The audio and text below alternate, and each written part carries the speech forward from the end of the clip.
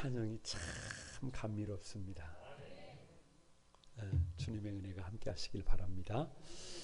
같이 한번 인사를 나눕니다. 주님의 은혜가 여러분에게, 앞뒤 전후 좌우로 주님의 은혜가 여러분에게. 가만히 저를 한번 주목해 보시기 바랍니다. 추수감사주일인데요, 오늘 가만히 하나님의 은혜를 헤아려 보는 그런 복 있는 시간들이 되시길 바랍니다. 예수 믿는 사람들에게 특징이 하나 있는데요, 그것이 뭐냐 그러면 다 같이 한번 모든 것을 감사로 받는다. 사실 요즘 말 잘못하면 몰매를 맞을 수 있어요. 한 일주일 전만 해도 생떼 같은 우리 아이들이 무참하게 사고로 생명을 잃었는데, 모든 것을 감사로 받는다? 이거 말이 안 될 수도 있어요. 그러나 성경은 하나님이 지으신 모든 것이 선함에 감사함으로 받으면 버릴 것이 있다 없다? 없다라는 거예요. 왜냐 그러면 여러분, 지금부터 제가 묻는 말에 정답은 정해져 있어요. 감사예요. 뭐라고요? 감사. 감사할 때예요. 뭐라고요? 감사할 때. 제가 물으면 짠 거예요. 그냥 다 감사가 정답이에요. 우리 인생의 정답이 뭘까요? 감사라니까요. 하나님은 이것을 훈련시키기 위해서 1년에 3차 정월에, 그리고 7월 달에, 그리고 11월 달에 정해놓고 1년에 3번씩 감사를 의무화했어요. 그래서 감사는 의무제예요. 왜냐? 감사할 때 인생이 인생다운 인생으로 만들어지기 때문인 줄로 믿습니다. 정답은 감사할 때라고 말씀을 드렸습니다. 우리 몸도 마음도 언제 건강해질까요? 감사할 때예요. 우리의 헝클어진 모든 관계가 언제 회복이 될까요? 그냥 감사할 때예요. 우리에게 맡겨진 일을 언제 막 할렐루야 막 즐겁게 할 수 있을까요? 그걸 뭐하러 물어봐요? 우리의 기도가 언제 응답합니까? 사람들이 잘 몰라요. 강청기도 막 하나님 나무 뿌리를 뽑아가면서 막 이렇게 막 강청을 하고 하나님 앞에 묻고 하나님 앞에 중보기도를 하고, 사실은 그래서 되는 게 아니에요. 가만히 그 과정을 넘어서 감사할 때 기도가 응답됨을 믿습니다. 우리의 인생이 언제 잔치하는 인생으로 바뀔까요? 감사할 때. 감사할 때. 이 세상이 언제 아름다울까요? 뭐하러 물어봐요? 이 땅을 살아가면서 천국을 누리는 방법이 뭘까요? 감사. 우리에게 뭐가 부족해요? 감사가 부족해요. 그래서 하나님은 1년에 3차 감사를 의무제로 만들어 놓고, 감사가 안 돼도 어떤 환경에서나 어떤 조건에서나 무조건 감사를 훈련하신 줄로 믿습니다. 누가 좋은 아들, 딸일까요? 간단해요. 내가 우리 부모님의 아들, 딸이 된 것을 감사하면 그 사람은 좋은 아들이에요. 좋은 딸이에요. 여러분, 거룩한 꿈 한소망교회에 누가 좋은 성도냐 그러면 누구라고요? 한소망교회 성도인 것이 감사하면 그 사람은 좋은 성도예요. 누가 믿음의 좋은 사람이냐, 성도냐 그러면 내가 믿음으로 산다는 것이 아무리 생각을 하고 또 생각해도 감사해. 그러면 그 사람은 믿음의 좋은 사람인 줄로 믿습니다. 황홀한 구원 세 번째, 다 같이 믿음의 3대 감사. 왜냐? 이유 없어요. 추수감사절이잖아요. 훈련하는 기절이잖아요. 그러니까 무슨 막 감사가 막 가슴 설레이는 것이 있어서 감사하는 게 아니에요. 엄청난 일이 있어서 감사하는 게 아니에요. 감사주일을 맞이했는데 오늘 봐야 할 말씀이 순서에 따라서 로마서 1장 18절에서 23절이에요. 오늘 본문은 하나님의 진노의 진노. 근데 그 본문 속에서 감사를 찾는 거예요. 왜? 감사는 꼭 좋을 때만 감사하는 게 아니에요. 좋은 본문을 펼쳐놓고 거기에서 오버랩 시켜서 감사하는 게 감사가 아니에요. 어떤 환경 속에서도, 어떤 조건 속에서도, 어떤 상황 속에서도 하나님 앞에 감사할 수 있어야 그것이 진짜 감사임을 믿습니다. 2022년 우리 믿음에 세 가지 감사를 헤아려 보려고 하는데요. 첫 번째 감사가 뭐냐 그러면 다 같이 하나님의 진노하심. 여러분 18절을 같이 한번 읽어봅니다. 18절 시작. 하나님의 진노가 불의로 진리를 막는 사람들의 모든 경건하지 않음과 불의에 대하여 하늘로부터 나타나나니. 자 보세요. 하나님의 진노가 나타난다, 나타나지 않는다. 나타난다. 똑바로 살지 않으면, 대충 살면, 엉망진창으로 살면, 사람답게 살지 않으면 하나님의 진노가 오늘이라도 내일이라도 나타난다, 나타나지 않는다. 나타난다. 이걸 알아야 해요. 이걸 알아야 해요. 왜 하나님의 진노가 감사냐 그러면 다 같이 한번 죄의 심각성을 깨달을 수 있기 때문이다. 여러분 하나님의 진노가 감사한 이유는요, 내가 이렇게 살면 누구 인생이, 내 인생이 없다라고 하는 것을 인식할 수 있기 때문에 바뀐단 말이에요. 오늘 우리가 읽은 본문은 로마서의 본론으로 들어가는 첫 말씀이에요. 17절까지는 서론이란 말이에요. 그런데 갑자기 문을 열자마자 하나님의 진노를 이야기하는 이유가 뭐냐 그러면, 예를 들면 이런 거예요. 어떤 사람이 몸이 아파요. 몸이 아파. 시름시름 아파. 죽을 것 같아. 그럼 이 사람을 고치려면 어떻게 해야 해요? 뭐 방법이 있어요. 빨리 병원에 가서 누가 진단을 해야 해요. 의사가 진단을 하고 위험하다. 이대로 있으면 죽는다. 수술해라. 진단이 치료의 시작임을 믿습니다. 그래서 로마 교회에 복음을 전하려고 하는데, 로마에 있는 성도들에게 복음을 전하려고 하는데, 그 로마 교회, 로마에 있는 성도들의 상태를 진단하는데 바울이 어떻게 진단하는 거예요? 하나님의 진노가 시급하다는 거예요. 하나님의 진노가 지금 나타난다는 거예요. 나타나지 않는다는 거예요. 여러분 예를 들면 이런 거예요. 보니까 내 자식이 병들어서 죽어가고 시름시름하고 있어요. 그런데 부모가 돼가지고 괜찮아 원래 크려면 다 그렇게 아픈 거야 이러고 있으면 여러분 그게 부모예요? 그 부모 아니에요. 당장에 병원 가자. 당장의 삶을 뭐가 문제인지 돌아보고 삶을 바꾸자. 그렇지 않으면 네가 어떻게 된다? 네 죽는다. 그렇게 해야 돼요, 안 해야 해요? 그렇게 해. 그렇게 하지 않으면 부모가 아니라니까. 부모의 직무를 위기하는 거라니까요. 여러분 마찬가지로 하나님께서 당신의 형상을 닮은 사람들이, 하나님의 최고의 걸작이라고 하는 사람이 당신의 마음과 사랑을 한 몸에 받고 있는 저와 여러분이 창조의 목적에서 벗어나 버렸어요. 그렇게 살면 안 되는데, 순기능을 하고 살아야 되는데 역기능을 하고 살고 있어요. 하나님과의 관계가 깨지고 사람과의 관계가 깨져 있어요. 그래도 사람이니까 괜찮아 다 그래 이렇게 하고 있어야 해요. 그 말이 안 된다니까. 그거 말이 안 돼. 안 돼. 그렇게 하면 안 돼. 그렇게 있으면 내가 너를 가만히 두지 않는다. 너의 다리 몽댕이를 불러넣는다. 너의 가장 소중한 것을 내가 어떻게 한다? 오프시킨다. 돌아서라. 여러분 물어볼 필요가 없다니까요. 그래서 잘못 사는 삶에 대해서는 하나님의 진노가 문 앞에 왔음을 알려줘야 해요. 그래서 다른 것이 감사가 아니라 내가 잘못했을 때, 내 삶의 방향이 잘못되었을 때 이대로 살면 답이 없다라고 하는 것을, 하나님의 진노의 심각성을 알려줘야 인생은 거기서 바뀐단 말이에요. 역기능이 순기능으로 바뀌게 됨을 믿습니다. 이 설교를 통해서 하나님의 진노가 얼마나 심각한지를 깨닫게 되기를 축복합니다. 오늘 설교를 통해서 하나님의 진노의 심각성을 통해서 저와 여러분의 삶의 방향이 바뀌게 되기를 주님의 이름으로 축복합니다. 왜 하나님의 진노가 감사냐? 하나님의 진노의 이유를 알 수 있기 때문이에요. 하나님이 싫어하는 것이 뭔지를 저와 여러분이 알 수 있기 때문이에요. 하나님이 어떤 일에 진노하시느냐 그러면 18절에 이렇게 말씀합니다. 불의로 진리를 막는 사람들의 모든 경건하지 않음과 불의에 대하여 하나님의 심판이 나타나는 거예요. 하나님의 진노가 나타나는 거예요. 그러니까 간단합니다. 모든 경건하지 않음이에요. 경건하지 않음.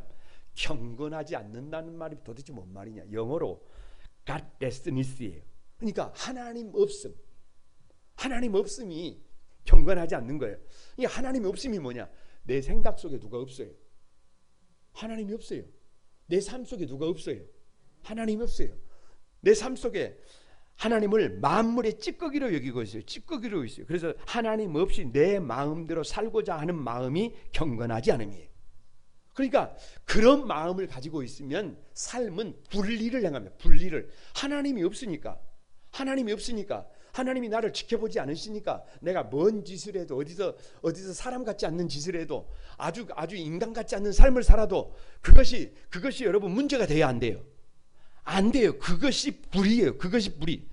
여러분 세상을 좀 잠시 시각을 세상으로 돌려보시기 바랍니다. 세상은 요지경이. 말해서 뭐합니까? 그 당시 로마가 겉으로는 세계를 지배하고 있어요. 모든 길이 로마로 통하고 있어요. 잘 살고 있는 것 같아요. 그런데 그 안에는 썩어 있었어요. 언제처럼? 지금처럼. 그래서 다음 주간에 교회를 나오면 1장 24절에서 27절까지를 보는데 성이 얼마나 문란해질 수 있는지를 극명하게 보여줍니다. 하나님 없는 인생들의 종국이 뭐냐 그러면 성의 문란이에요. 그러니까 교회를 다녀도 그 마음속에 하나님이 없는 사람들의 삶이라고 하는 것은 별거 없어요. 극도의 문란이에요. 극도의 문란. 거기다가 그 마음에 하나님 두기를 싫어하는 인생들의 결론이 뭐냐 그러면 모든 불의, 추악, 탐욕, 시기, 살인, 분쟁, 시기, 악독 가득합니다. 하나님 없는 인생의 궁극적인 목적이 뭐냐? 쾌락이에요. 쾌락. 욕망에 이끌려 살아갑니다. 혹자는 그런 사람들을 일컬어서 뭐라고 부르느냐 그러면 짐승 같은 사람이라 그래요. 사람이 아니에요. 여러분 그렇게 사는 사람들에게 하나님의 진노가 없다고 한다면 그것으로 끝이잖아요. 내일이 없잖아요. 희망이 없잖아요. 다른 사람들의 눈에 피 눈물을 흘리고도 나만 좋으면 그것으로 족하잖아요. 자기의 잘못을 오히려 자랑질하잖아요. 그런데 여러분 하나님의 진노를 경험하면, 하나님의 진노가 나타나는 것을 경험하면 그 삶에서 달라질 수 있음을 믿습니다. 여러분 교회를 보세요. 교회 안을 보세요. 믿음의 사람들은 조금 다른가요? 죄송합니다. 저는 가끔 회의가 들 때가 있습니다. 하나님을 경외하는 우리 성도들만큼은 조금 다르지 않을까? 기대하는 마음도 있습니다. 바람이 있어요. 예를 들면 나단 선지자가 가만히 보니까 다윗 왕은 하나님의 마음에 합한 왕이에요. 그 전에도 없었고 그 후에도 없는 사람이 다윗 왕이에요. 그런데 다윗 왕이 옷을 다 벗고 목욕하는 여인을 밤에 가만히 보고 있다가 묵상하다가 불러서 간통을 합니다. 그리고 그 여인이 임신을 하니까 그 임신을 은폐하기 위해서 그 남편 충신 우리아를 전장터에 보내서 살인 교사를 합니다. 그래서 죽게 만듭니다. 그리고 1년이 지나는데도 다윗은 전혀 죄의식을 갖지 않습니다. 잘 먹고 잘 살아요. 그때 나단 선지자가 다윗에게 찾아와서 3가지를 말합니다. 하나님의 말씀입니다. 첫 번째가 뭐냐? 내가 너와 내 집에 재앙을 일으킨다. 뭐 때문에? 그 사건 때문에. 두 번째가 내가 내 눈앞에서 네 아내를 다른 사람에게, 다른 이웃에게 내어준다. 무슨 말이에요? 다윗의 아내가 어떻게 된다는 거예요? 다른 사람들이 그 아내를 범한다는 거예요. 세 번째가 네가 낳은 아들이 죽는다. 여러분 그 말을 듣고 시편으로 돌아가 보면 얼마나 회개하고 얼마나 돌이켰는지 침상을 눈물로 띄웠어요. 침상을 눈물로 띄워. 다시 말하면 다윗은 나단 선지자의 경고를 받고 돌아섰어요. 회개하고 돌이켰어요. 여러분 교회는 그런 곳이에요. 교회는 그런 곳이어야 해요. 잘못 살다가도, 악한 삶을 살다가도, 짐승처럼 살다가도 하나님의 말씀을 들으면 돌아설 수 있는 곳이 교회이어야 합니다. 그래서 잘못 살고 있어요. 엉망으로 살고 있어요. 짐승처럼 살고 있어요. 그런데도 교회가 괜찮아, 괜찮아, 잘하고 있어. 그런다면 그게 교회예요? 그렇게 말하는 것이 목사예요? 그런 목사 하고 싶지 않습니다. 저는 여러분에게 꼭 드리고 싶은 말씀이 있어요. 꼭 기억해야 해요. 교회 안에서 내가 교회 안에 출석하고 있다고 해서 마음을 놓아서는 안 됩니다. 하나님을 의식하지 않는 사람들이 교회 안에 가득합니다. 그 마음 속에 하나님이 출석은 하고 있지만, 예배는 드리고 있지만, 그 마음 속에 하나님을 의식하지 않는 사람들이 너무 많습니다. 너무 많아요. 항존직이라고 직분이 그 사람의 거룩성을 지켜주는 것이 아닙니다. 절대로 아니에요.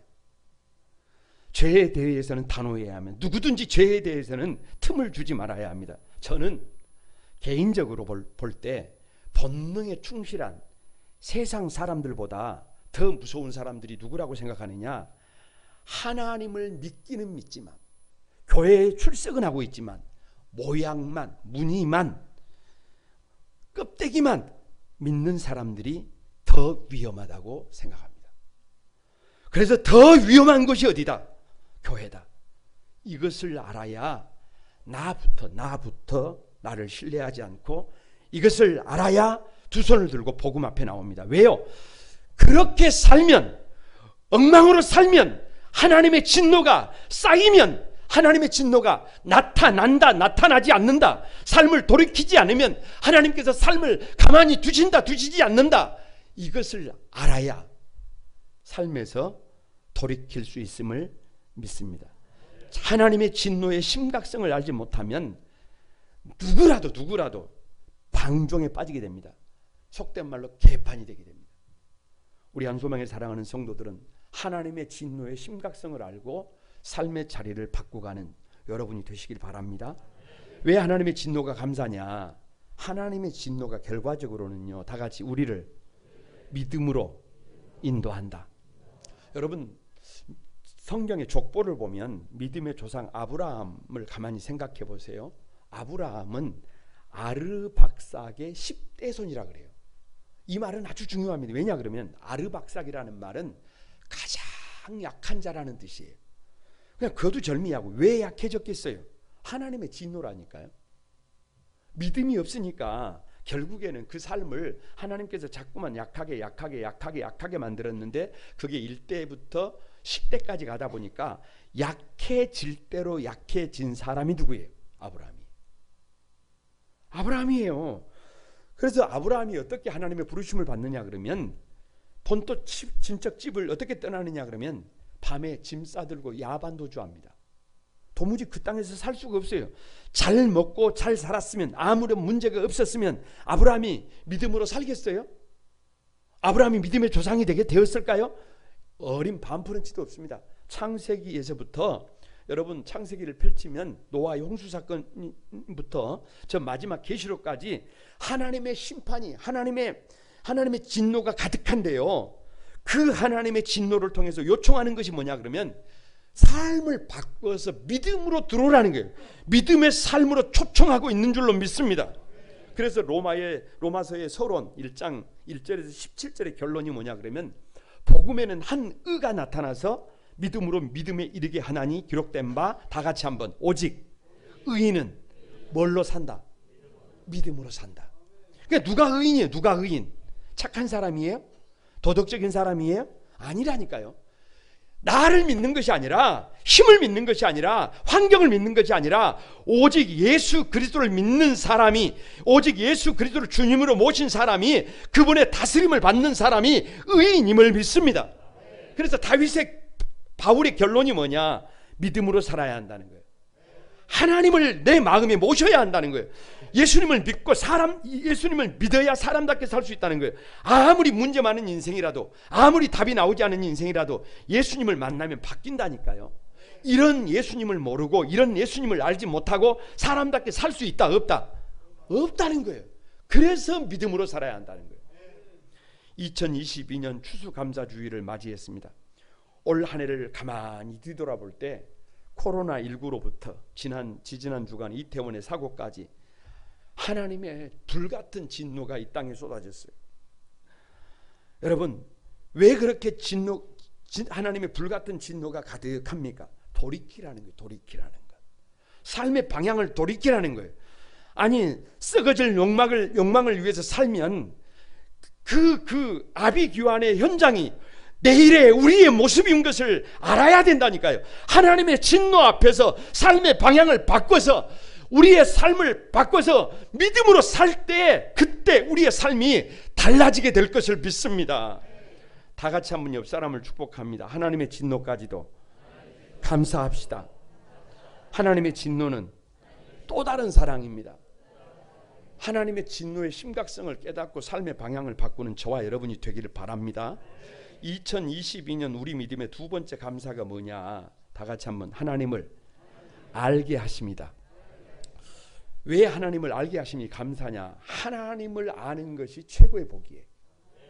최고의 복. 19절을 한번 보면 돼. 19절 다 같이 시작. 이는 하나님을 알만한 것이 그들 속에 보임이라. 하나님께서 이를 그들에게 보이셨느니라. 자, 보세요. 하나님을 알만한 것이 내 안에 있다 없다? 있다.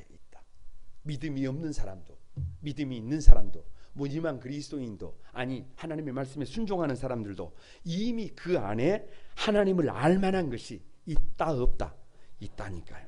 제가 목회를 하면서 경험하는 것이 뭐냐 그러면, 사람이 인생을 살아가면서 예를 들어서 좋은 환경에 금수저로 태어났어요. 좋은 부모가 있어요. 좋은 대학에 진학했어요. 좋은 직장에 출근하게 됐어요. 좋은 사람을 만났어요. 좋은 가정을 이루었어요. 만사가 형통해요. 1번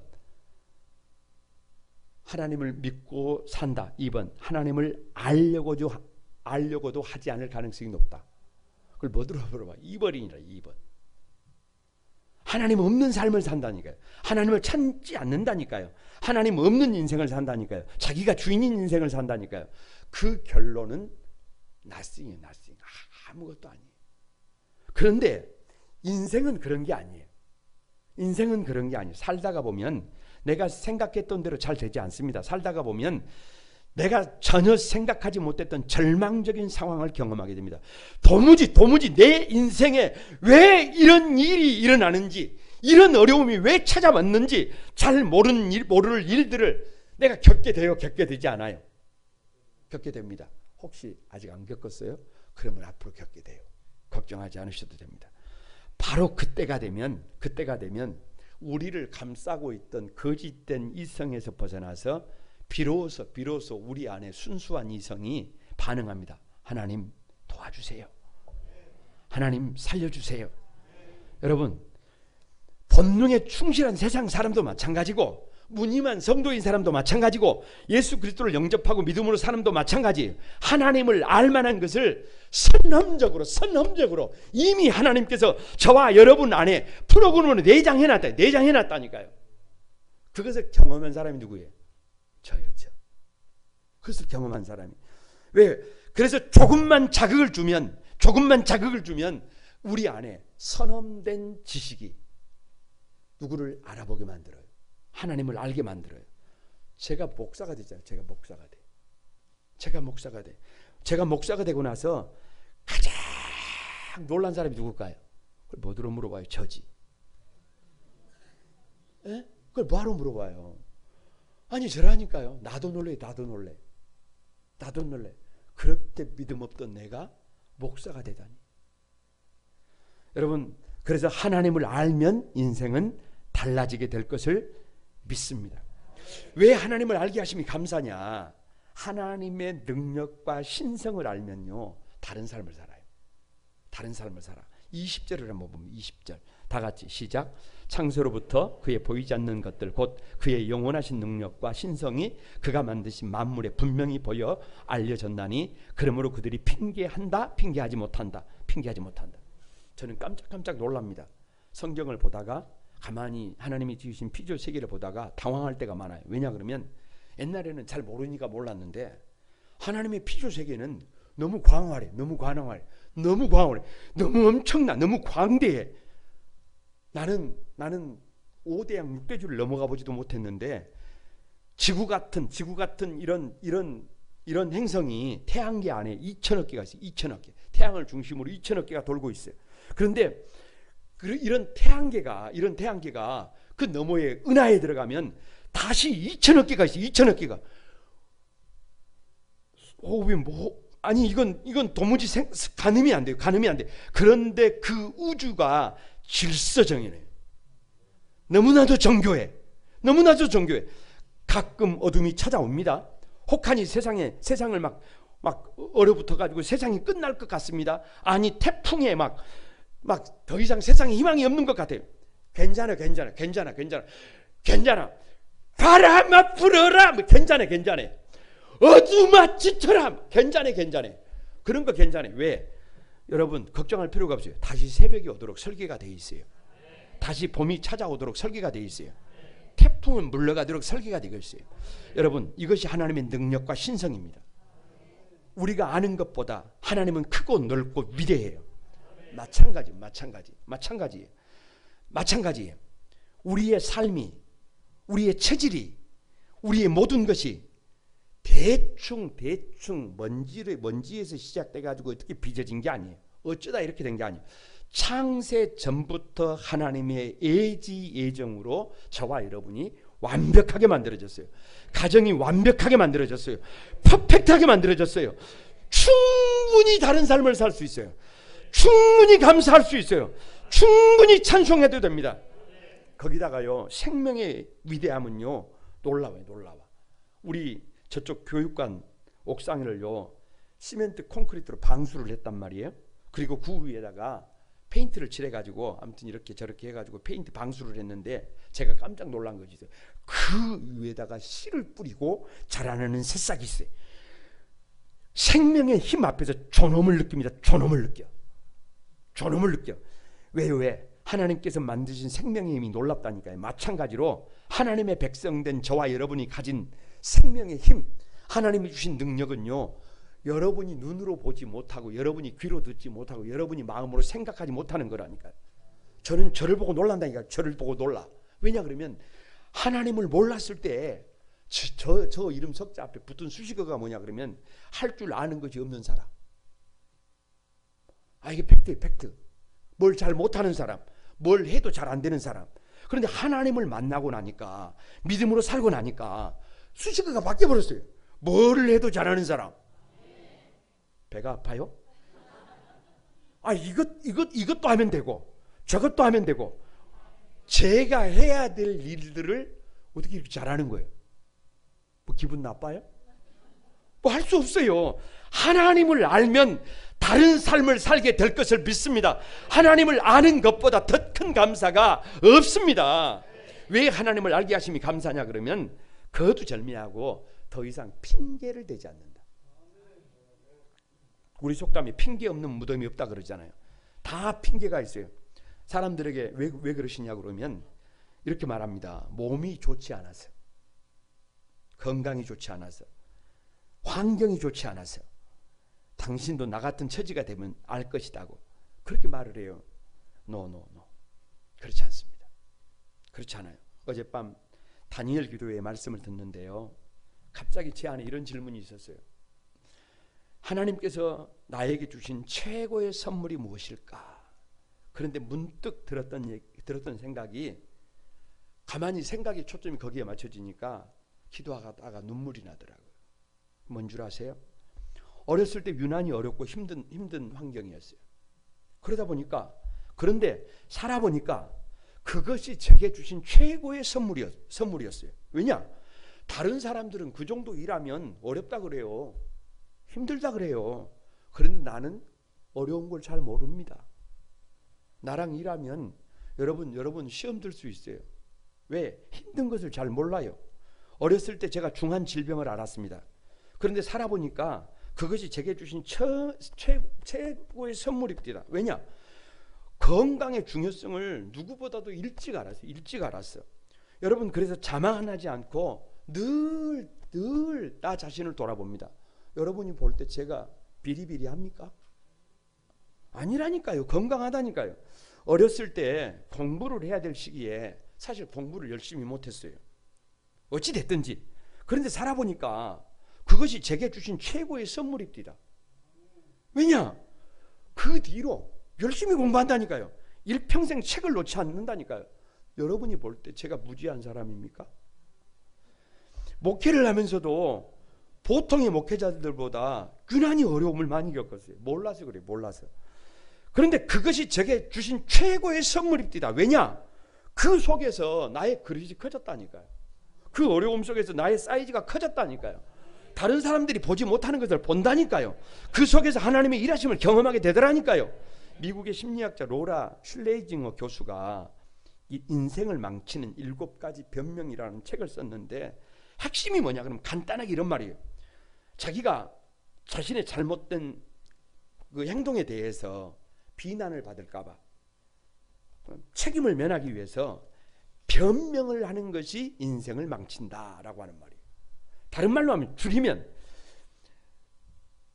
핑계대는 것이 인생을 어떻게 한다? 망친다는 거예요. 꼭 기억하시기 바랍니다. 하나님을 아는 성도들은 더 이상 핑계를 댄다 되지 않는다. 되지 않는다. 핑계 되지 않습니다.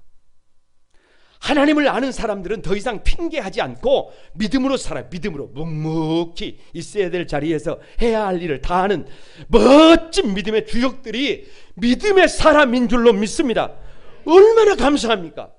옆 사람을 한번 축복합니다. 핑계하지 말고 믿음으로 이겨냅시다. 하나님을 아는 것이 최고의 축복입니다. 2022년 우리 믿음의 세 번째 감사가 뭐냐? 다 같이 한번 죄인인 것을 알게 하십니다.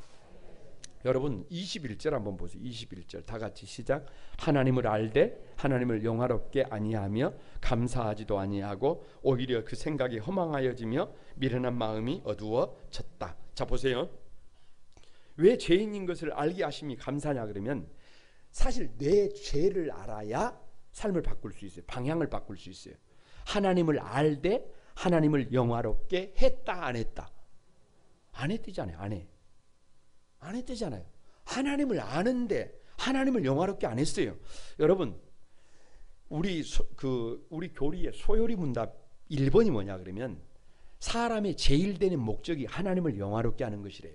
하나님께 영광을 돌리는 것이래요. 하나님을 영원토록 즐거워하는 것이래요.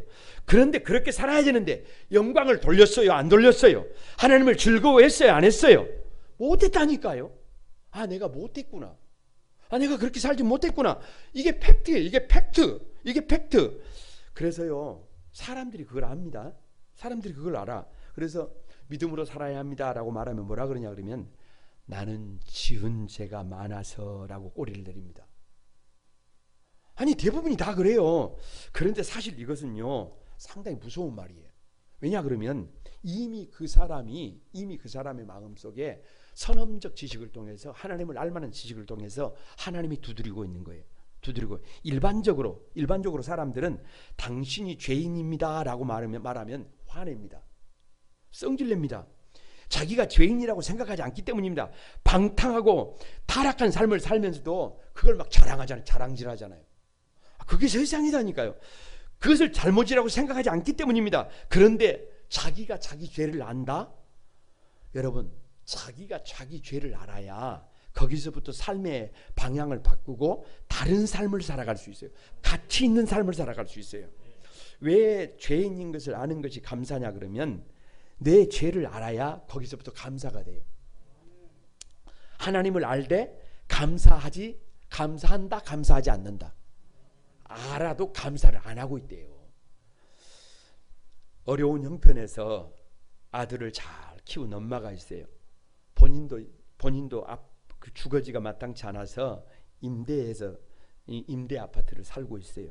그런데 아들이 결혼을 해가지고 사는데 마음이 불편해. 우리 아들만큼은 나같이 살지 않고 집에서 살았으면 좋겠다 싶어서 정말로 정성껏 준비를 해가지고 아들에게 아파트를 선물하기로 했어요. 얼마나 좋겠어요. 그러면서 생각을 했어요.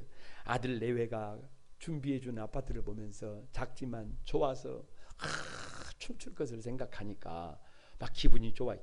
그래서 막 이제 그 아파트에 입주하는 날 막 달려간 거예요. 그런데 이게 웬일입니까?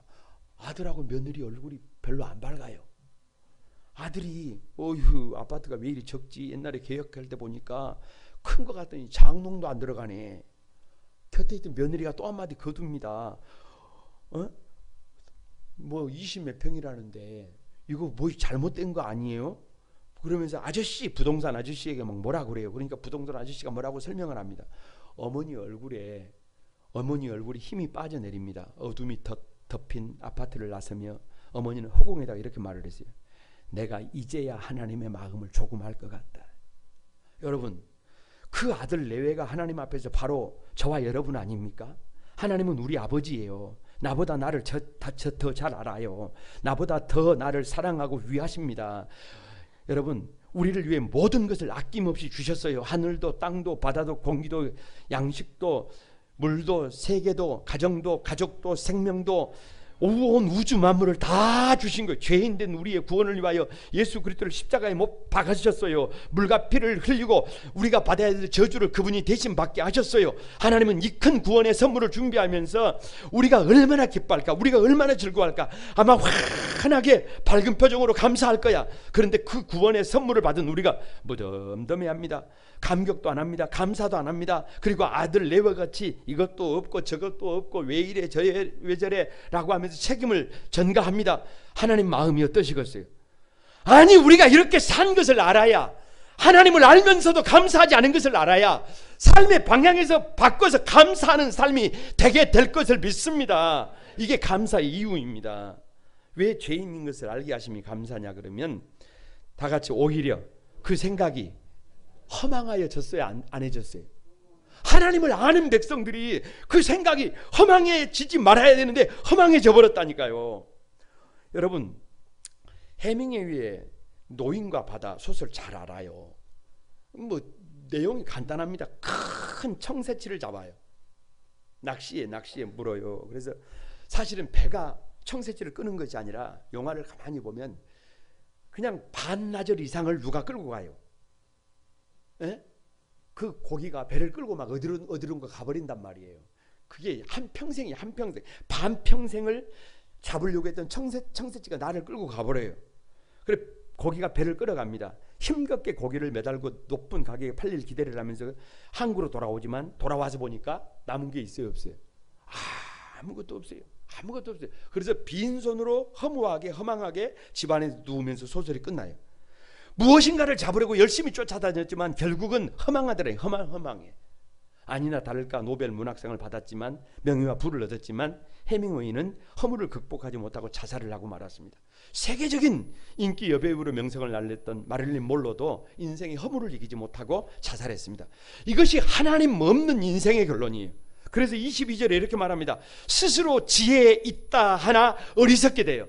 평생을 지혜로운 줄 알고 자기가 주인된 삶을 살았지만 내가 청새치를 잡은 것이 아니라 사실은 청새치가 누구를 끌고 갔어요? 나를 끌고 갔어요. 그래서 고생만 칭탕하고 마지막에 어떻게 됐어요? 아무것도 없이 허망하게 인생이 후회하는 인생으로 종착지. 그래서 23절에 이렇게 말합니다. 썩어지지 아니하는 하나님의 영광을 썩어질 새와 짐승과 기어다니는 동물 모양의 우상으로 바꾸었느니라. 이게 무슨 말이에요? 똑똑하다는 인간이 잘났다는 인간이 만든 것이 뭐냐 그러면 여러분 우상. 그래서 그 우상을 잡으려고 잡은 줄 알았는데 내가 우상을 잡은 것이 아니라 우상이 나를 잡아가지고 반평생을 끌고 다니더라는 거예요. 그러다가 어떻게 되는 거예요? 그러다가 여러분 인생의 말년에 가만히 보니까 인생을 어떻게 살아버렸어요? 아무것도 아닌 허무하게 살아버렸어요. 이것을 알아야 인생이 바뀝니다. 이것을 알아야, 이것을 깨달아야 예수 그리스도를 영접합니다. 이것을 알아야 더 이상 허망한 인생을 쫓지 않고 믿음으로 복 있는 삶의 주역이 될 것을 믿습니다. 그래서 감사해요. 옆 사람을 한번 축복합니다. 죄인인 것을 알아야 믿음으로 삽니다. 죄인인 것을 알아야 감사할 수 있습니다. 죄인인 것을 알아야 허망한 삶의 주인공이 안 됩니다. 말씀을 마칩니다. 오늘 추수감사주일입니다. 오늘 교회에 처음 나오신 분들도 있습니다. 여러분, 믿음은요, 믿음의 능력이 뭐냐 그러면 놔둔 것을 감사로 받는 것입니다. 그게 능력이에요. 그게 디나미스예요. 그래서 아무것도 아닌 것 같은데 예수 믿는 사람들은 감사하면서 자기의 삶의 자리를 작은 천국으로 바꿔가는 능력이 있습니다. 더 늦기 전에 믿음으로 살아야 되지 않겠습니까? 더 늦기 전에 다 살고 나서 잘못 살았다 그러면 더 이상 방법이 없어요. 그런데 더 늦기 전에 여러분 후회하기 전에 삶의 방향을 바꿔서 가만히 감사하십시다. 그러면 하나님의 진노까지도 감사해요. 여러분 하나님을 알고 산다라고 하는 것이 그것보다 더 큰 감사가 없어요. 우리 다음 세대 우리 자녀들이 하나님을 알아야 합니다. 그래야 절망하지 않고 그래야 좌절하지 않고 믿음으로 일어납니다. 내가 죄인인 것을 알아야 삶의 방향을 거침없이 바꿔서 하나님의 말씀이 기준점이 되는 그런 복 있는 삶의 주역들이 될 것을 믿습니다. 오늘 추수감사절을 맞이해서 가만히 저와 여러분의 삶에 감사를 헤아리는 복 있는 주인공들이 여러분이 되시기를 바랍니다. 우리 찬양하면서 기도하겠습니다.